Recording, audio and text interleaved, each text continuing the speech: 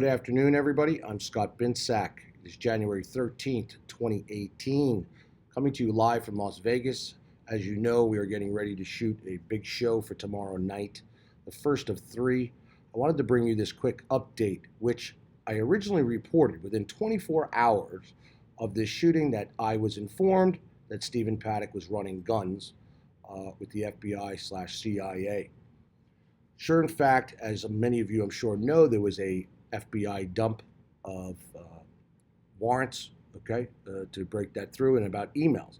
These emails, hundreds of pages of FBI documents related to the case unsealed. These emails clearly establish that Stephen Paddock was running guns. Messaging himself is a key way, for someone else to log in and get the information. And this was months before the shooting. As you can see here from this report, and sure enough, digging through hundreds of pages of documents just released from the 1 October investigation after a judge unsealed the search warrants relating to Stephen Paddock and his girlfriend. 13 Action News reporter Brian Callahan has been scouring through those documents all evening. He's live tonight near Mandalay Bay with more on what he's been able to find out. Brian. Yeah, we know the initial investigation was centered on those 32nd floor suites where Paddock set up his nest, but as agents tried to pin down a motive, they quickly turned their attention to his computers and cell phones. In the frantic search to determine what inspired Stephen Paddock to unleash a hail of gunfire on the Route 91 Harvest Festival, killing 58 and wounding hundreds, FBI agents keyed in on his communication in the months leading up to the attack. One area in particular was Paddock's Microsoft email address, where he discussed assault rifles and bump fire stocks with another account less than 3 months before his attack. The search warrants detailing an email exchange between Paddock's Central Park 1 email address and an unknown emailer going by Central Park 4804. Paddock began the conversation saying, quote, "Try an AR before you buy. We have huge selection located in the Las Vegas area." Stop. This email communication and the ones that follow are very clear. Try an AR before you buy. We have huge selection located in the Vegas area. Meaning, and that's why you see where these emails came from Paddock's, one of Paddock's homes, back and forth. They were storing guns between properties that he owned and that, and excluding that here in Nevada, in a storage garage, and his house here as well. They are either making him and creating him to be a gun runner, or he is a gun runner, like we believe, and the information we have says, and this is proof thereof, and they're going to try to spin this in another way and possibly bring out that there was another shooter and this was planned.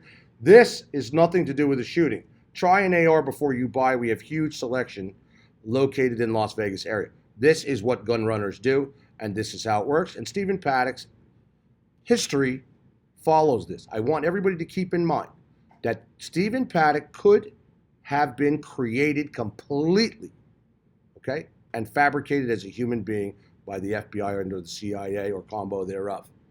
In other words, he does not exist. There really is no Stephen Paddock. His brother is dumped off the map, has not shown up in court for things in Florida, and our investigation has led us down to Orlando and Florida as well, having to do with Stephen Paddock's brother and ties he has to a woman, I believe, who is CIA, who also runs the Vegas Strong brands and the marketing and that of these campaigns, including that of the Orlando shooting.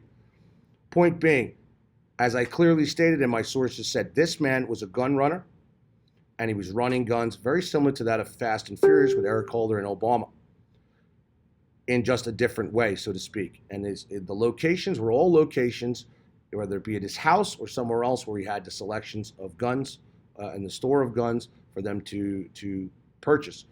The guns to his room, BS. No one on a gun buy is bringing up all the merchandise, 32 floors, to sell it to somebody. They bring samples, they show it, etc.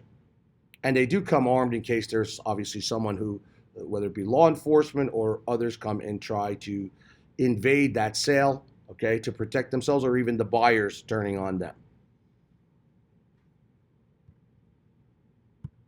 The unknown emailer then replied saying, quote, "We have a wide variety of optics and ammunition to try."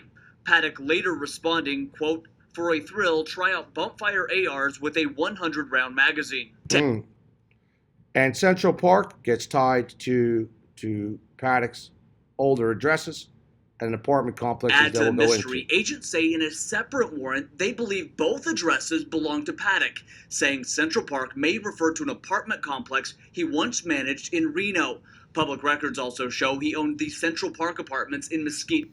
This is one of the best ways for not to be tracked on your emails is by sending yourself the emails and having someone else have the password and login, or create the password and give them the password and login to log in to read those emails.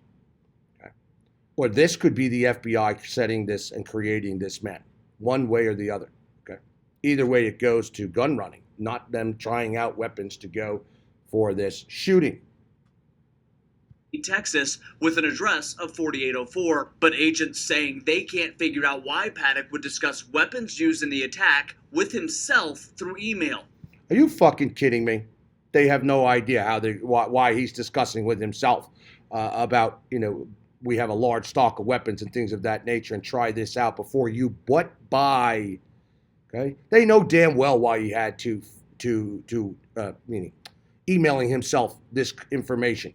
Somebody else was logging into it to read it.